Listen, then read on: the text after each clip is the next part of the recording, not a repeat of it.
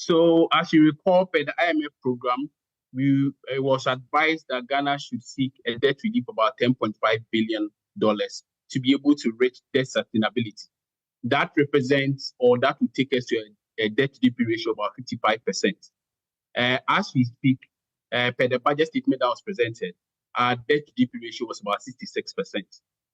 We are on the path of doing what we call turnaround, but we are not there yet.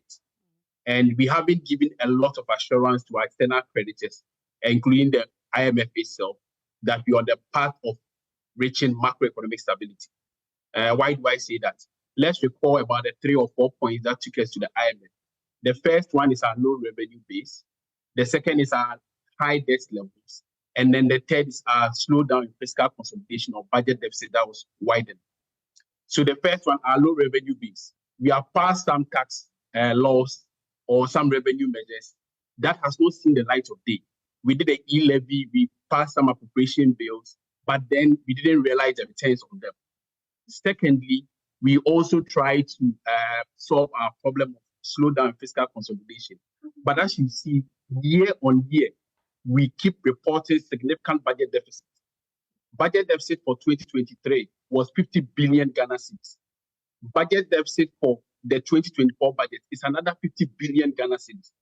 So we have not given a lot of assurance to our external creditors that we are on the path of achieving fiscal consolidation and be in the position to service our debts. Beyond this, there's also risk. As you can see, international rating agencies, apart from Moody's and then S&P, which continue to rate Ghana as restricted default.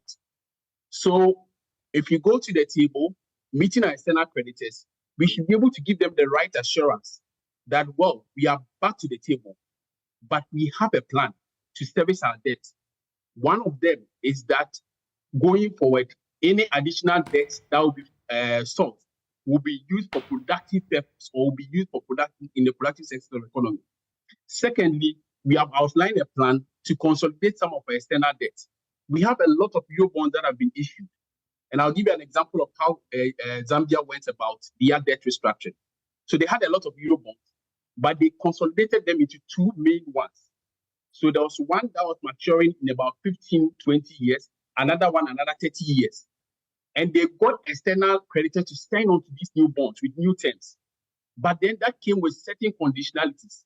One of them was that they had to pass a new Loans and Guarantees Act that required that for every loan that is sought, there is a definite use for the loan. We have borrowed in the last 6 years about 10 to 12 billion dollars in Euro bonds. The question is, what have we used it for? Have we invested in the productive sectors of the economy? If we have, our debt to GDP ratio should have been reducing as we were investing in productive sectors of the economy. Unfortunately for us, the reverse was happening. The more we borrowed, the more our debt to GDP ratio was increasing. That means we were not investing the money in the productive sectors of the economy. So